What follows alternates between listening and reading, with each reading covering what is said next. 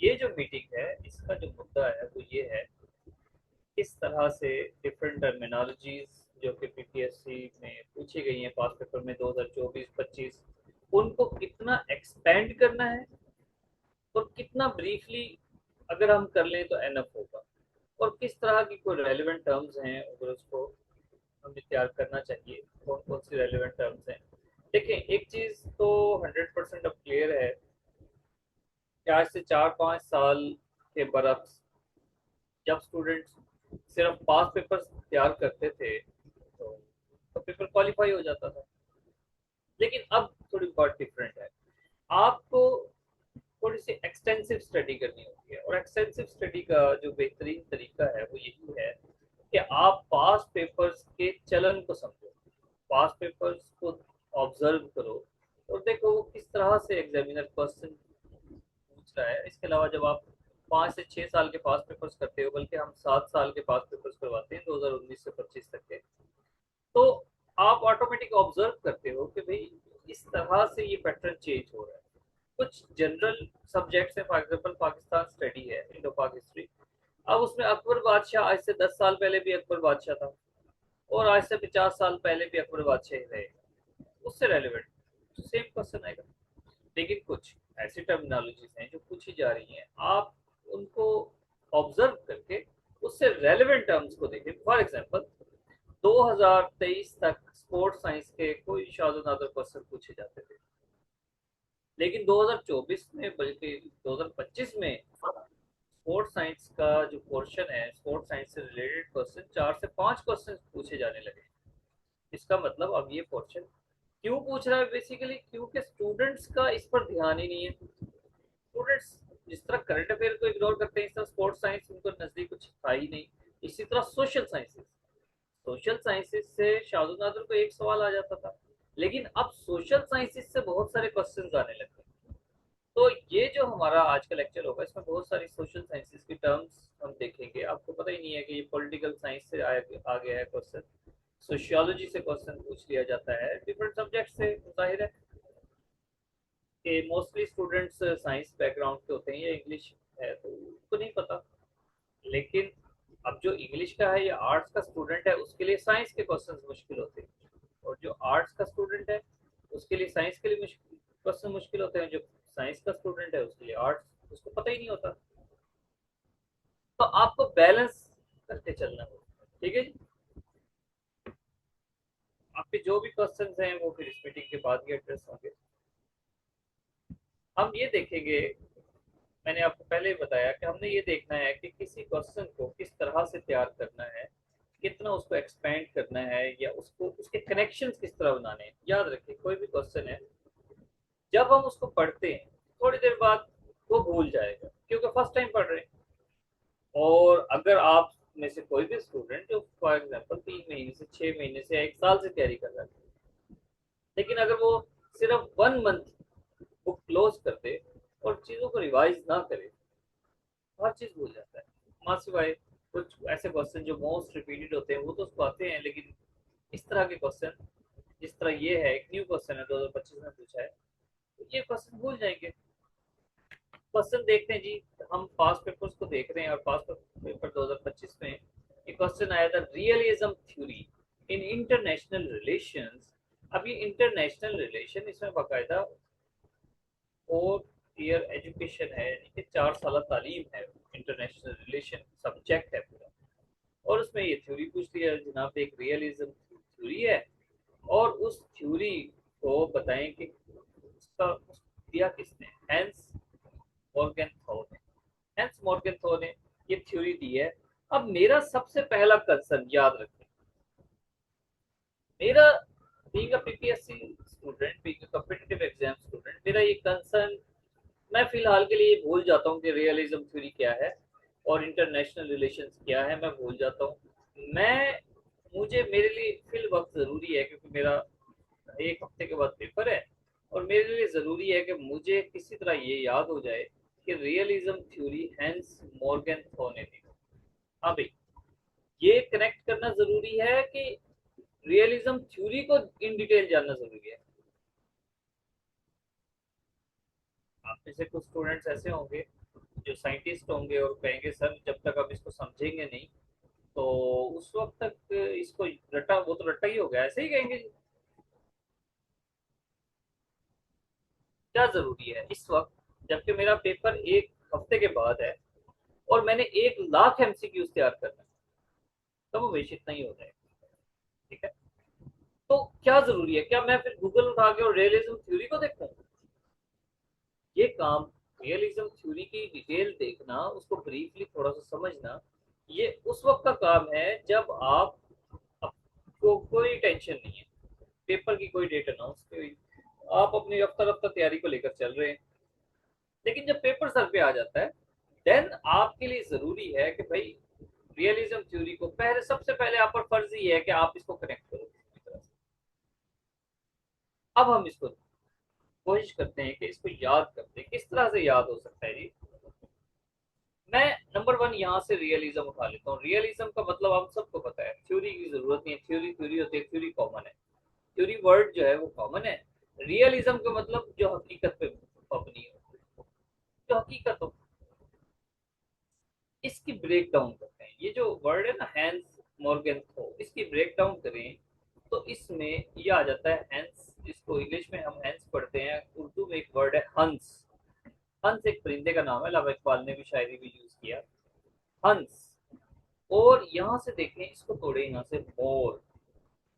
ये मैं जिस तरह बिल्कुल आपको स्लोली पढ़ा रहा हूँ, तो आप ये ना समझना कि इसमें कनेक्शन बनाने में तो बड़ा वक्त लगेगा। जब आप इससे प्रैक्टिस हो जाती है, चंद सेकंड में आप कनेक्शन बनाते हो, पढ़ते पढ़ते कनेक्शन बनाते हो। हंस और मोर, और आगे आप बिल्कुल ये देखें GEN लिखा हुआ है, इसका मतलब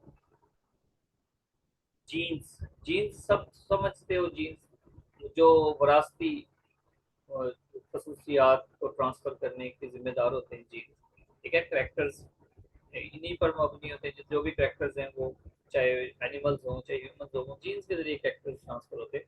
तो हंस और मोर, हंस और मोर, अगर इनका कोई कॉम्बिनेशन करें, क्या ये रियलिज्म पर मुश्तमिल है? हंस और मोर का कॉम्बिनेशन क्या हकीकत से इसका ताल्लुक है? क्या ये नेचुरल है?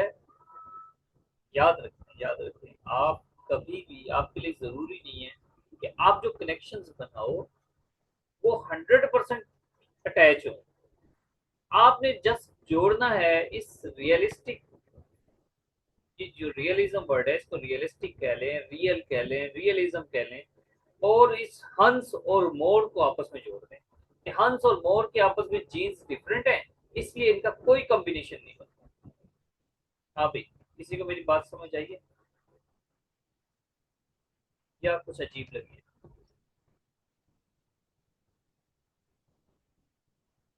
जल्दी शाबाश। Yes, sir, it's strange. Hunts and more. हाँ जी बिल्कुल ठीक है, शाबाश। आप लोगों ने एक्टिव रहना है क्लास में, ठीक है, और इस गुर को समझना है कि किस तरह से आप न्यू क्वेश्चंस को अपना, अपने परमानेंट मेमोरी का पार्ट बनाना है, लॉन्ग टर्म मेमोरी का पार्ट बनाना है, कि वो भूले ना। देखो, अभी जो मैं पैटर्न आपको बताऊंगा और थ्रू आउट हम ऐसे चलेंगे, सबके साथ कनेक्शन नहीं बनाएंगे। इसका सबसे बड़ा बेनिफिट ये है कि आप चाहे बैठ के 7 घंटे पढ़ रहे हो ना बुक में, आप बोर नहीं होगे, आप ऐसे ही एनर्जेटिक रहोगे। ठीक है, सबसे बड़ा बेनिफिट इसका ये। रियलिज्म थ्योरी का मैंने बताया कि इंटरनेशनल रिलेशन, इसको सबको इग्नोर कर दें और रियलिस्टिक हंस मोर जीन्स एटसेट्रा उनको मिलाते हैं। अब इसको थोड़ा सा समझ लेते हैं। बेसिकली ये जो हंस मॉर्गन हो थे, ये कहते हैं कि जनाब, हकीकत ये है, हकीकत ये है कि इंसान खुद गर्ज है। अपनी तरफ से उन्होंने हकाइक बता दी है, इंसान खुद गर्ज है। जो स्टेट है, जो रियासत है, वो सिर्फ, उसको सिर्फ पावर चाहिए, वो अब उसका सारा इंटरेस्ट पावर्स में है। और मॉरल प्रिंसिपल्स, अखलाकी अखलाकियात पर स्टेट्स काम नहीं करती, उनको नहीं परवाह होती अखलाकियात की, स्टेट्स। ठीक है, एक इंपॉर्टेंट बात लिख लें, आप में से यकीन सब स्टूडेंट्स लिख रहे होंगे।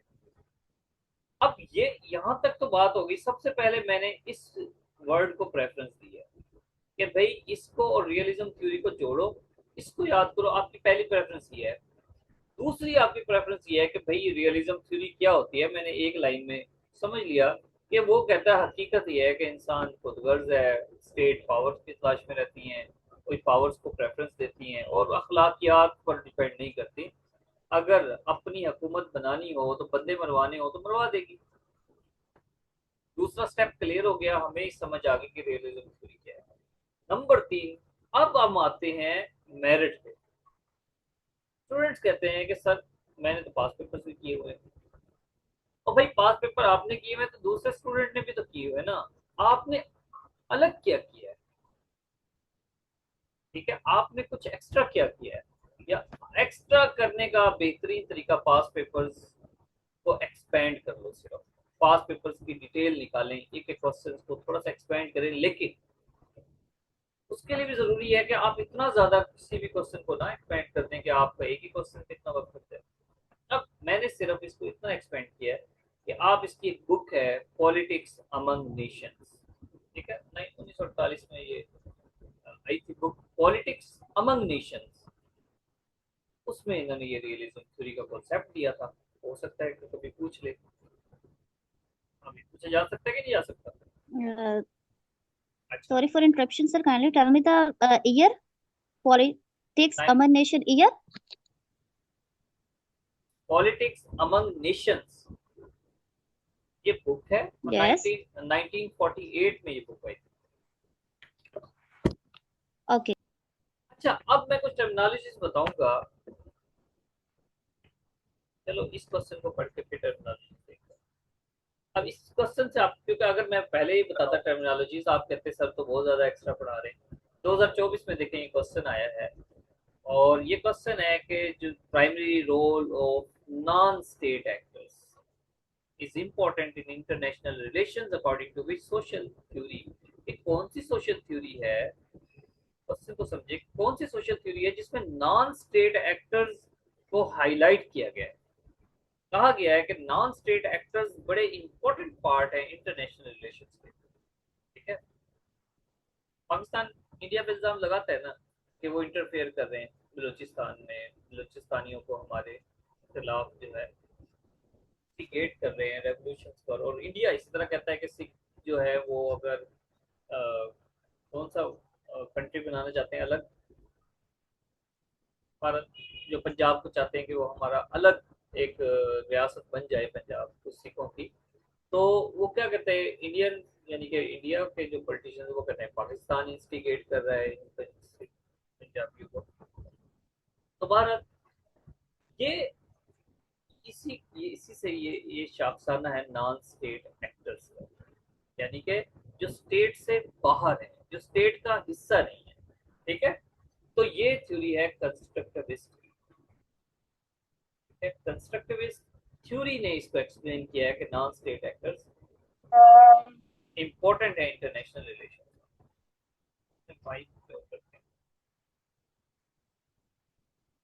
अब इसका मतलब ये हुआ कि अगर आज वो कंस्ट्रक्टिविस्ट को पूछ सकता है तो वो कल स्ट्रक्चरलिस्ट को भी पूछ सकता है।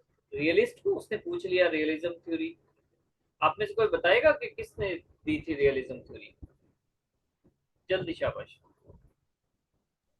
जी जी सर, ये जो अभी हमने डिस्कस किया था हैंस मॉर्गेंथो ने। एग्जैक्टली, शाबाश। ठीक है, तो उसी की बात हो रही है, वो रियलिस्ट है, रियलिज्म थ्योरी है। तो हमने रियलिज्म थ्योरी को तो हमने जी पढ़ जी लिया, ठीक है, रियलिज्म थ्योरी को तो हमने पढ़ लिया। कंस्ट्रक्टिविस्ट क्या है? कंस्ट्रक्टिविस्ट बेसिकली, अच्छा कंट्रस्ट, ये जो कंस्ट्रक्टिविस्ट हैं, इसको जो असल इसका बंदा है वो है अलेक्जेंडर वेंडिथ।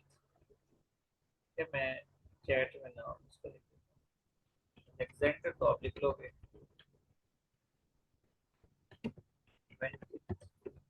अलेक्जेंडर वेंडिथ इसका प्रोपोनिस्ट है। उसकी ये थ्योरी है कंस्ट्रक्टिविस्ट की, अलेक्जेंडर वेंडिथ की। ये क्या है? ये जो कंस्ट्रक्टिविस्ट हैं वो कहते हैं कि ये जो नॉर्म्स हैं वो इंसान का जो बिहेवियर है वो अखलाकियात, जो सोशल नॉर्म्स हैं, अखलाकियात नहीं, सोशल नॉर्म्स हैं, सोशल रसूमात हैं,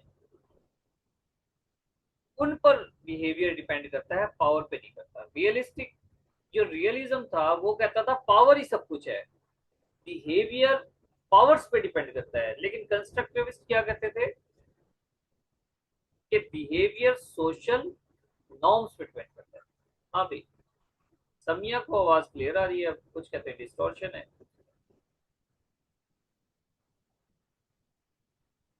नहीं, आपका नेटवर्क का इशू होगा, और आज वैसे भी कुछ नेटवर्क का इशू है शायद, लेकिन मेरे पास नेटवर्क ठीक है। वंस अगेन, थोड़ा थोड़ा एक एक लाइन में चीजों को समझ लें। पिछला जो क्वेश्चन है वो हमें बता रहा था, जो हमने रियलिज्म थ्योरी, उसने क्वेश्चन किया था कि रियलिज्म थ्योरी का प्रोपोनेंट कौन है, रियलिज्म थ्योरी दी किसने है। अब कंस्ट्रक्टिविस्ट में उसने ये पूछ लिया कि नॉन स्टेट एक्टर कौन है।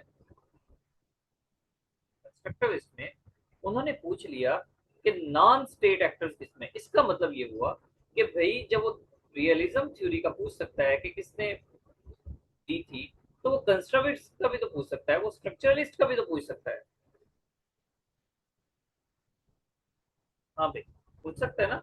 तो आप ये करें, ये जरूरी हो गया अब आपके लिए, क्योंकि आज या कल वो पूछेगा लाजमी, और जब पूछेगा जिसने वो क्वेश्चन तैयार किया होगा वही मेरिट वाला क्वेश्चन है। तो कंस्ट्रक्टिविस्ट का मैंने आपको बता दिया कि विली अलेक्जेंडर वेंडिथ जो है वो इसका प्रोपोनेंट है, उसने इसको ये दी थी। और इसके अलावा नेक्स्ट थ्योरी है हमारी स्ट्रक्चरलिस्ट। लेकिन स्ट्रक्चरलिस्ट से पहले हम पढ़े, इसके ये जो ऑप्शन है इससे पहले हम पढ़ते हैं Marxism.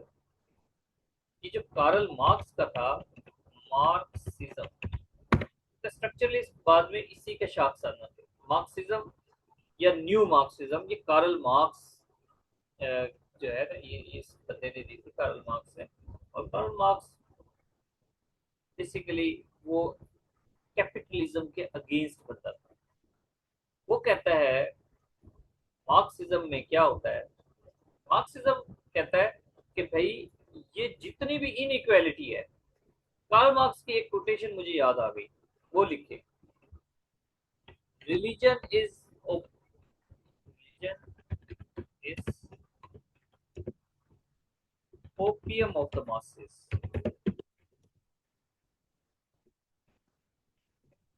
Religion is opium of the masses, इसकी इस कोटेशन से इसकी जहनियत का अंदाजा लगता है।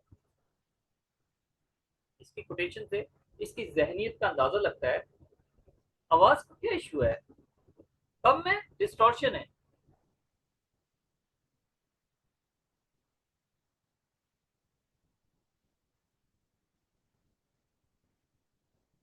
अभी कोई बताएगा।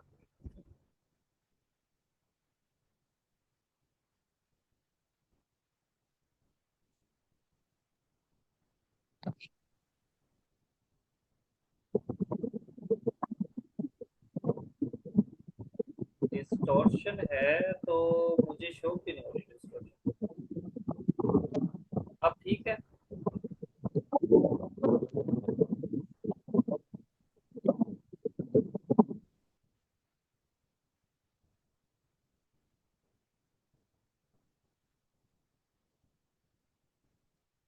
अच्छा, नादिया कह रही है कभी हाई हो जाती है कभी लो हो जाती है। अब बताएं नादिया, आप बताएं कैसे, अब वॉइस क्लियर है।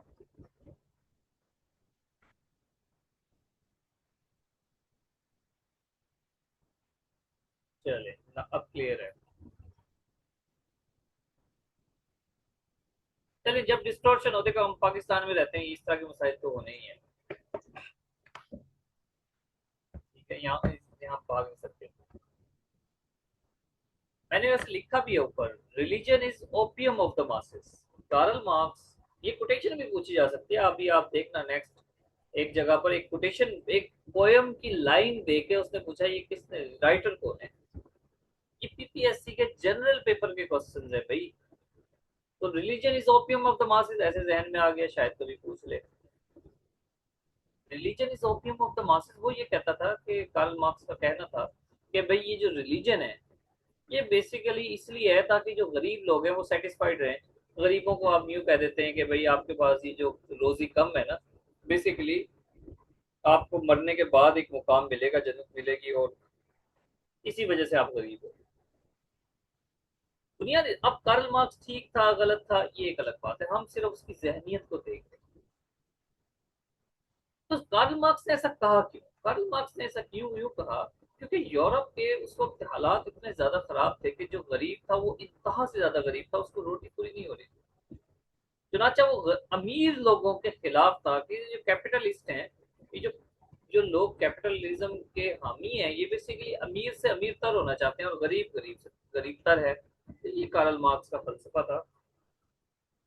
और इकोनॉमिक क्लासेस, वो कहते थे कि ये सिर्फ क्लासेस जो है ना ये अमीर लोगों ने बनाई है। जितने भी सोशल इंस्टीट्यूशन है, चाहे वो स्कूल है चाहे वो मस्जिद है, फॉर एग्जांपल उनका चर्च था, तो ये सब के सब गरीब को गरीब रखने और अमीर को अमीर रखने के तरीकेकार है। ये कार्ल मार्क्स और मार्क्सिज्म है, ठीक है। और यही फिर स्ट्रक्चरलिज्म, ये जो स्ट्रक्चरलिस्ट हैं यही वो कार्ल मार्क्स के फॉलोअर्स थे जिन्होंने बाद में उसको और ज्यादा इम्प्रूव किया जी। इसी स्ट्रक्चरलिस्ट को न्यू मार्क्सिज्म कहते हैं, ठीक है, इसको न्यू मार्क्सिज्म कहते हैं। ये क्या था कि इसको थोड़ा सा उन्होंने एक्सपेंड किया। कार्ल मार्क्स सिर्फ अपने कंट्री तक महदूद था, या पूरी दुनिया के भी फलसफे लिखे उसने। स्ट्रक्चरलिस्ट ये कहते थे कि भाई ये जो वेल्दी जो कंट्रीज हैं, ये बेसिकली उन गरीब मुल्कों को गरीब रख कर अमीर हैं। ये जो अमीर मुल्क हैं, जो डेवलप्ड नेशंस हैं, वो बेसिकली उन गरीब मुल्कों का पैसा खा खा कर अमीर हुए हैं और उनको गरीबों को गरीब रखने की कोशिश करते हैं। एग्जाम्पल दो इसकी। क्या IMF के इतने पैकेजेस आते हैं, क्या पाकिस्तान अभी तक अपनी इकोनॉमी को बेहतर कर पाया? वर्ल्ड बैंक इतना बड़ा इदारा है, वो पाकिस्तान को या वो डिफरेंट पोर कंट्रीज को सपोर्ट करता है, तो वो उनकी इकोनॉमिक कंडीशन इंप्रूव क्यों नहीं हो जाती? तो ये वही स्ट्रक्चरलिज्म के लोग हैं जो इस बात को हाईलाइट करते हैं कि भाई ये हमारे लिए नहीं है। हाँ भाई, बात यहाँ तक क्लियर है या अभी भी वाइस का इशू है?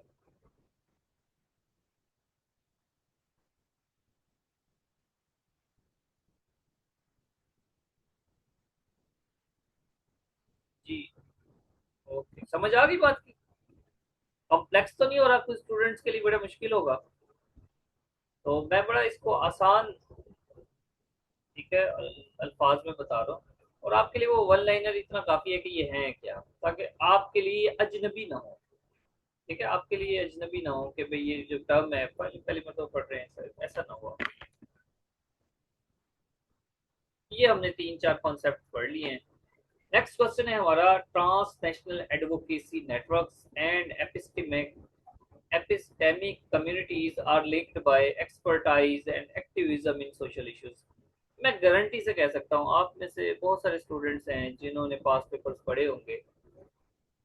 जब ये क्वेश्चन, ऐसा क्वेश्चन जब आपकी नजरों से गुजरता है तो आप घूम जाते हो। अनटिल अनलेस आप इस तरह के क्वेश्चन पे कम से कम 10 मिनट ना लगा लो, ठीक है, आप घूम जाओगे। क्यों? इसमें लफ्ज देखें, ये बोलने में भी मुश्किल है। एपिस्टेमिक एडवोकेसी, ठीक है, फिर एक्सपर्टाइज एंड एक्टिविज्म। अभी मैं आपको थोड़ा समझाता हूँ, इसको ब्रेक डाउन करते हैं। एक है इसमें ट्रांसनेशनल एडवोकेसी नेटवर्क्स, दूसरा है एपिस्टेमिक कम्युनिटीज। ये पहले इनको समझते हैं, ये होती क्या है। ट्रांस एडवोकेसी मतलब वकालत, जिस तरह एडवोकेट होता है ना, वो क्या कर रहा है, वकालत करता है ना। एडवोकेसी मतलब वो वकालत कर रहे हैं। ट्रांसनेशनल मतलब across the borders, across the borders वकालत करते हैं। कुछ नेटवर्क्स ऐसे हैं जो अक्रॉस द बॉर्डर्स वकालत करते हैं। और वकालत किस चीज की करते हैं भाई? ये डिफरेंट तरह की बेसिकली कोalition होता है, इत्तेहाद होता है। डिफरेंट एक्टिविस्ट हैं, NGO हैं, जर्नलिस्ट हैं, बड़े बड़े लॉयर्स हैं, ठीक है, सिविल सोसाइटीज के ग्रुप्स हैं। वो मुख्तलिफ ह्यूमन राइट्स पर बात करते हैं, ठीक है, जहां पर इनजस्टिस हो रहा हो, जेंडर इनजस्टिस हो रहा हो फॉर एग्जाम्पल, तो उस पर बात करते हैं। जहां पर अगर इकोनॉमिक इश्यू हो, किसी किसी का इस्तेहसाल हो रहा हो, इकोनॉमिकली इस्तेहसाल हो रहा हो, तो उसके उसके के लिए आवाज, उसके हक में आवाज उठाते हैं। जिस तरह me too movement, me too movement, ये एक जेंडर डिस्क्रिमिनेशन के लिए, को खत्म करने के लिए मूवमेंट स्टार्ट की थी। आप में से किसी ने नाम सुना होगा। इसके अलावा एमनेस्टी इंटरनेशनल आपने सुना है, ये एक एनजीओ है, ये एक इंस्टीट्यूशन है, ऑर्गेनाइजेशन है एमनेस्टी इंटरनेशनल। वो माली इमदाद करती है। तो ये वही है, पूरी दुनिया के लिए करती है ना जी। मी टू मूवमेंट पूरी दुनिया में आई। तो ये transnational advocacy network basically ये है। एपिस्टेमिक कम्युनिटीज क्या है? एपिस्टेमिक कम्युनिटीज थोड़ा सा जो लेवल है इसका ये थोड़ा सा डिफरेंट है, ये भी अक्रॉस द बॉर्डर्स होते हैं। एपिस्टेमिक का मतलब बेसिकली क्या है? ये है, इसका मतलब है नॉलेज। एपिस्टेमिक नॉलेज से वर्ड निकला है, नॉलेज से रिलेटेड। तो कुछ स्कॉलर्स जो टेक्निकल नॉलेज रखते हैं, टेक्निकल नॉलेज जिन लोगों के पास होता है, उनकी कुछ कम्युनिटीज हैं। और वो दुनिया में अगर कोई डाइसेस्टर्स आते हैं तो उनको हैंडल करने के लिए ये एपिस्टेमिक कम्युनिटीज काम करती हैं। मिसाल के तौर पर क्लाइमेट चेंज को हैंडल करने के लिए आईपीसीसी बनी। एग्जैक्ट तो मुझे याद नहीं, क्लाइमेट सीसी तो मतलब क्लाइमेट चेंज है, आई मतलब इंटरनेशनल, पी मतलब पता नहीं क्या। ठीक है, इसके अलावा कोविड 19 के लिए हेल्थ एक्सपर्ट्स ने का एक गैदरिंग बनाई थी। हेल्थ एक्सपर्ट थे कोविड 19 में, वो मिलकर एपिस्टेमिक कम्युनिटीज बन जाती है डिफरेंट। हाँ भाई, इन दोनों टर्म्स की समझ आई है?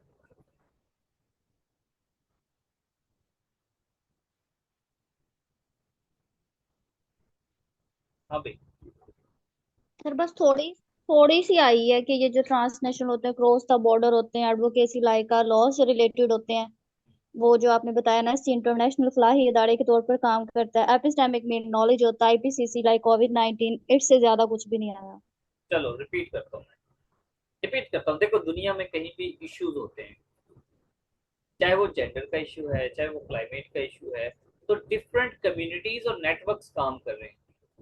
वो नेटवर्क्स उन ग्राइवेंसेस को डील करते हैं, उनके जो ऐसे पर्सन जिनके साथ कुछ ज्यादती हो रही है, या ऐसा कंट्री, ऐसी नेशन, ऐसी कौम पर जहाँ पर इस्तेसाल हो रहा है, एक्सप्लॉइटेशन हो रहा है ह्यूमन राइट्स के, ठीक है, या ह्यूमैनिटी को कोई इशू है, कंसर्न्स हैं, तो ये उस पर आवाज उठाते हैं। अगर अगर तो बात है कोई जनरल, ठीक है, जनरल बात है, टेक्निकल ना हो, तो ये ट्रांसनेशनल एडवोकेसी नेटवर्क्स काम करते हैं। ठीक है, उसकी मिसाल मैंने दी एमनेस्टी इंटरनेशनल की, मी टू मूवमेंट की, उसके पर से कुछ ये नेटवर्क थे। और अगर बात करें टेक्निकल लोगों की, जहाँ पर स्कॉलर्स वगैरह आपस में मिलकर और ह्यूमन जो राइट्स हैं उनको एक्सप्लॉइट होने से बचाते हैं, ये एपिस्टेमिक कम्युनिटीज हैं। और इसकी मिसाल है जो कोविड 19 में जो ग्रुप ऑफ पीपल मिले थे और उन्होंने हेल्थ पर काम शुरू किया था, आईपीसीसी भी इसके एग्जाम्पल थी। तो वो कह रहा है कि ये लिंक्ड किससे हैं। अब इसमें आपका जो आंसर है, आपको ये क्लियर हो जाएगा कि भाई ये लिंक्ड है एक्सपर्ट। डिफरेंट चार ऑप्शंस थे ना, चार ऑप्शंस में से ये बात है कि एक्सपर्टाइज, देखे ध्यान से जो मैंने बात की, एपिस्टेमिक कम्युनिटीज एक्सपर्टाइज थी इसमें, हेल्थ में, क्लाइमेट चेंज में। और मी टू मूवमेंट और नेटवर्क्स आपस में कनेक्टेड हैं एक्टिविज्म से। और ये सारा कॉन्सेप्ट क्या है, सोशल इश्यूज से है कनेक्टेड के नहीं है? अब मुझे बताएं, आप में से कौन है ऐसा जिसको समझ नहीं इस ऑप्शंस को? ये भूलेगा क्या ऑप्शन आपको? हाँ भाई, इसका नो आंसर सर। पक्का हो गया ना आंसर? Yes sir. ठीक है, नेक्स्ट चलते हैं। The term used to describe the relationship and power comparison between certain states in the global system। अब जाहिर ये बड़ा आसान है और इसको आसान ही करेंगे हम, इसको कॉम्प्लेक्स नहीं करेंगे। लेकिन इसको थोड़ा सा स्टेटमेंट बड़ी है, थोड़ा ब्रेक डाउन कर लें। वो कहता है कि कौन सी टर्म ऐसी है, which of the following term, चार ऑप्शंस हैं, एक टर्म बताई हुई है जो रिलेशनशिप देखें या डिस्क्राइब द रिलेशनशिप। इसको काट देता हूँ, कॉम्प्लेक्स हो जाएगा। Describe the relationship between one state, different states के दरमियान जो रिलेशन को डील करती है, वो कौन सी टर्म है? इंटर स्टेट टर्म है। इंटर मतलब बिटवीन, स्टेट मतलब रियासत, स्टेट मतलब कंट्री। तो इंटर स्टेट यानी कि डिफरेंट, ये पेंसिल ना चलाओ और ये आखिर तक।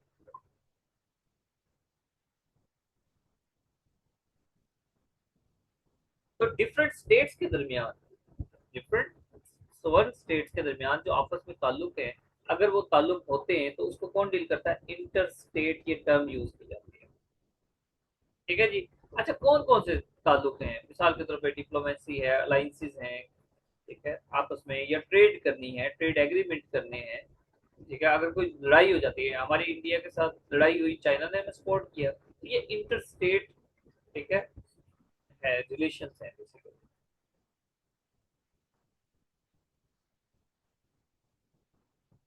नेक्स्ट है Nowruz is celebrated in Persia. अब Nowruz is celebrated in Persia, और इसका आंसर है बिगिनिंग ऑफ न्यू चाइल्ड। अच्छा, ये जो न्यू चाइल्ड है, मुझे एक्चुअली याद नहीं है कि इसके ऑप्शंस क्या थे, लेकिन ये जो इसका ये वाला आंसर गलत है, न्यू चाइल्ड नहीं है, basically beginning of new year है।